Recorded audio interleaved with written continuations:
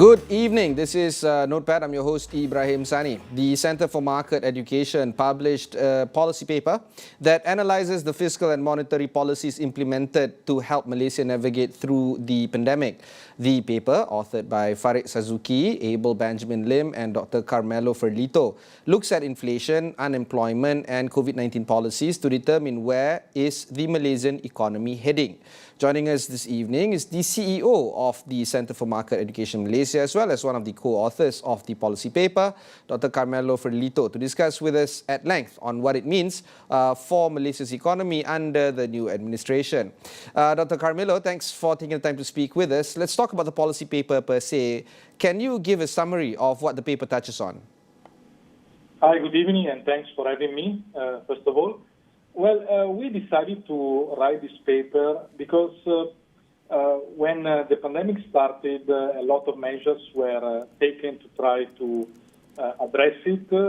First and foremost, lockdowns, and then lockdowns brought the need for expansive monetary policies and expansive fiscal policies. So the paper doesn't simply aim to list the different measures that they were taken, but also to help the reader navigating through the unintended consequences that these policies produce.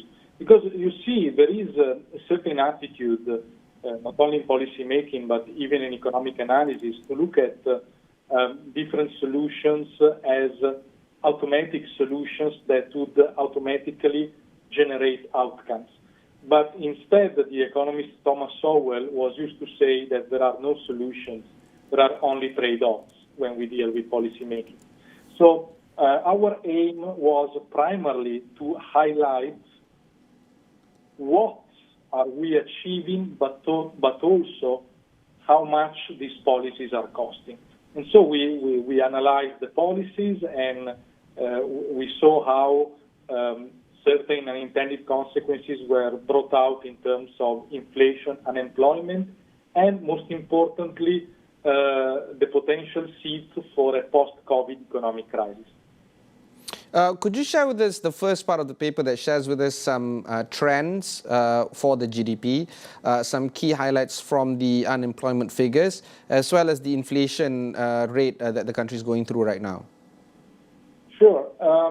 Well, with regard to unemployment, we know that last year the peak was touched of 5.3%, and now the rate is more or less navigating between 4.5 and 5%, and we expect this to remain the level up to the end of the year, and we can expect eventually an improvement only with a radical shift in policies. And the same goes for the GDP. We agreed with the analysis brought out by Fitch, according to which this year there will be basically no economic growth for Malaysia, or maybe in the best scenario we will have a small 1 to 2% rebound, really if policies are changed, and in particular if we start discussing not only the reopening of the economy but also the reopening of domestic and international movements. The issue with inflation is a little bit more controversial because everybody recognizes that indeed we are experiencing inflation, but someone is saying that core inflation remain low, so we don't need to get worried. But one of the main points that we make in the paper is that inflation now is not as visible as it is because it is counteracted by the deflation produced by the crisis. So indeed, in the moment in which the crisis is over, inflation could run much faster than it is running now. Okay, there's still plenty of items that we need to talk about, but for now, we'll go for one short break before we continue our conversation with CME. We'll be right back after these messages.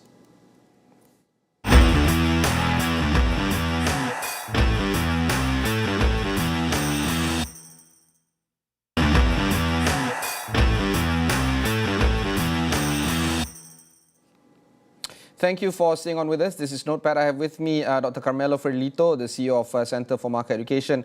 Dr. Carmelo, you were talking about some items or the trends that we can actually unearth, but there's also that element of things that might not yet be captured. One item is, of course, underemployment. People keep on obsessing about unemployment, but underemployment is rather poorly captured through economic data. There's also the shadow economy, or the economy that might not be able to be captured through taxable means, hence the creation of this shadow economy. A lot of things that are currently being done because of the pandemic that we might not be able to see it well or capture it well using data. How would you marry these kind of grey areas with the policy paper that CME has built very recently? Well, we have touched mostly on underemployment actually in a previous paper a few weeks ago. And this is particularly significant because according to the most recent data, underemployment is made out of 2.1 million people. And then if we add on the other more or less 700,000 people that are fully unemployed, we got almost 3 million people that somehow struggle to make ends meet.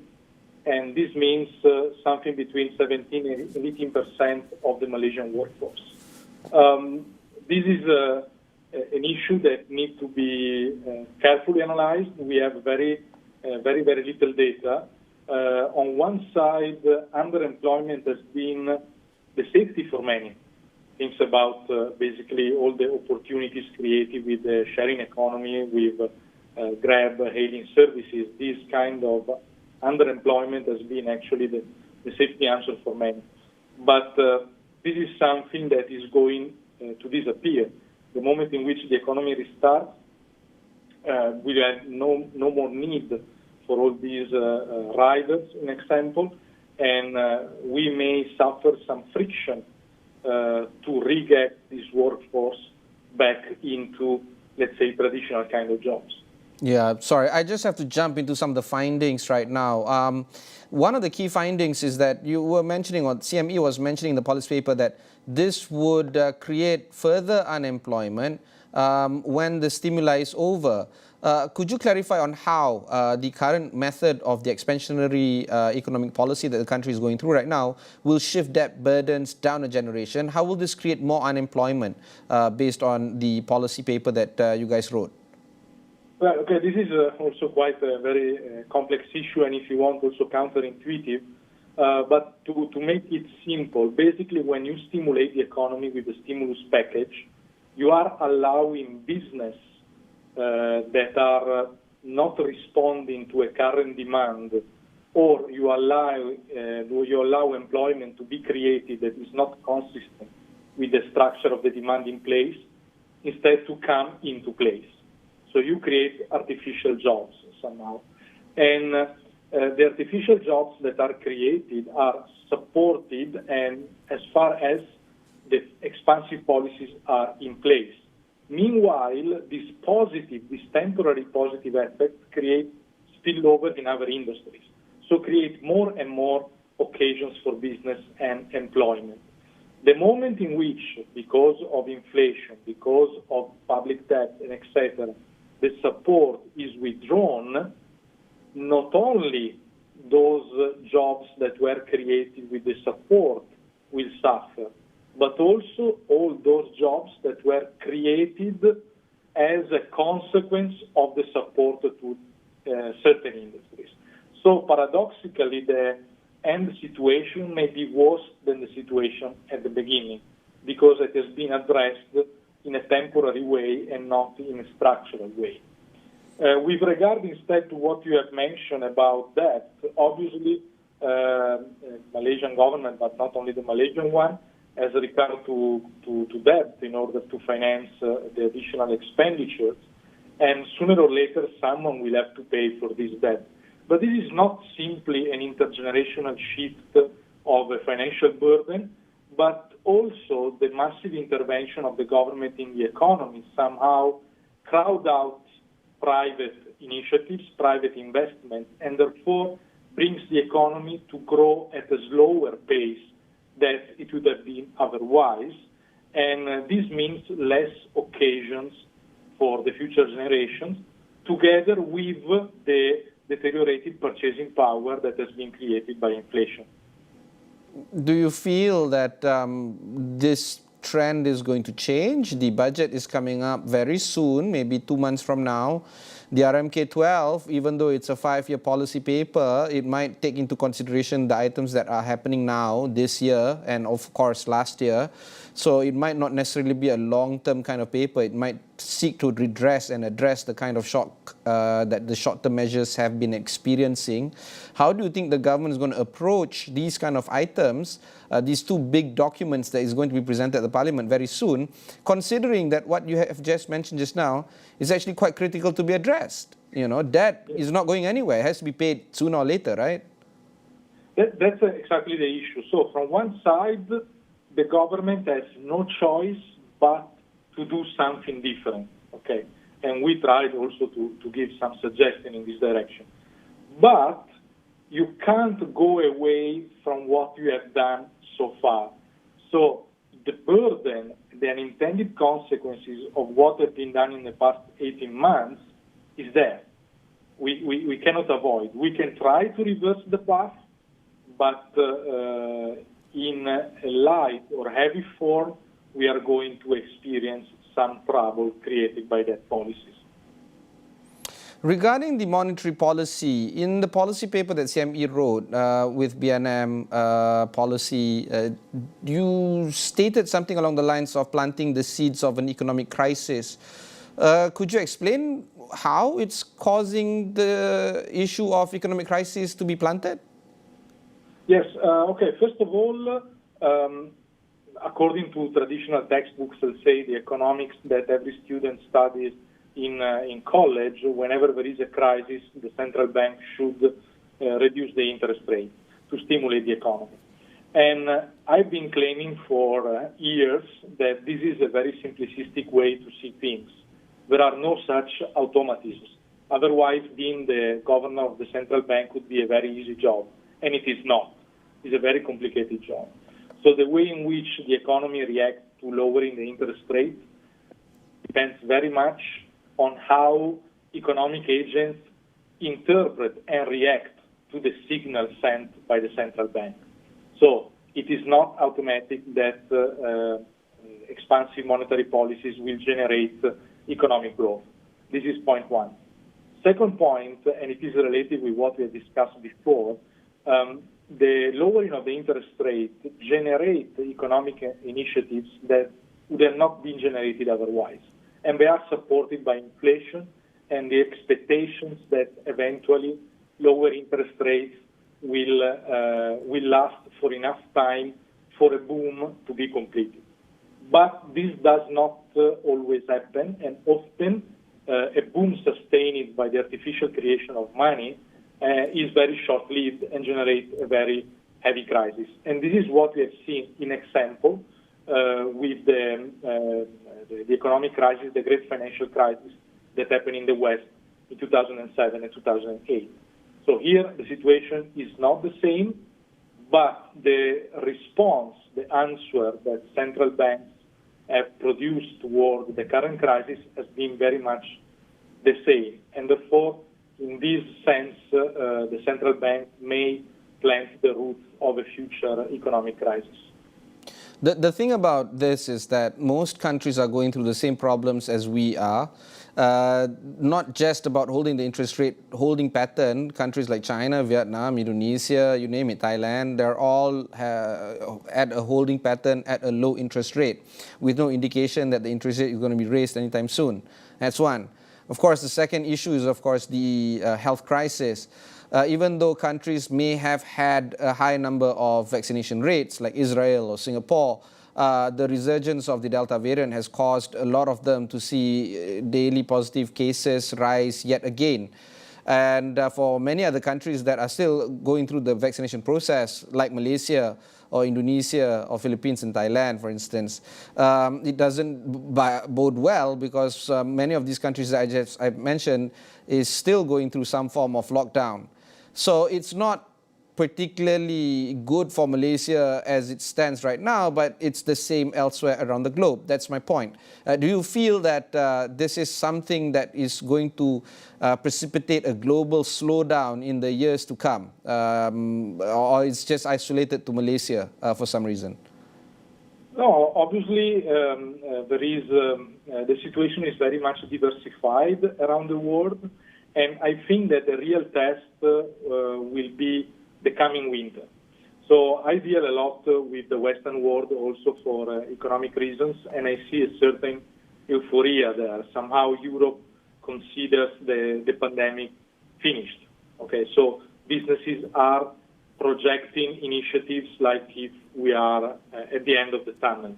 Okay, and actually I believe that we will know the truth about this with winter, because then we will really know if vaccines work or not, if the slowdown of the virus in Europe has been a consequence of the summer or really a consequence of the vaccine. So for knowing this for sure, we have to wait for the winter to come. And I hope that the vaccine indeed really works.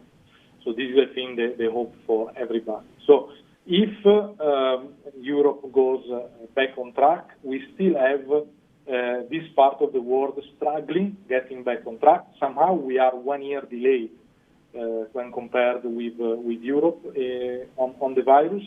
But even within the region, there are very different solutions and situations.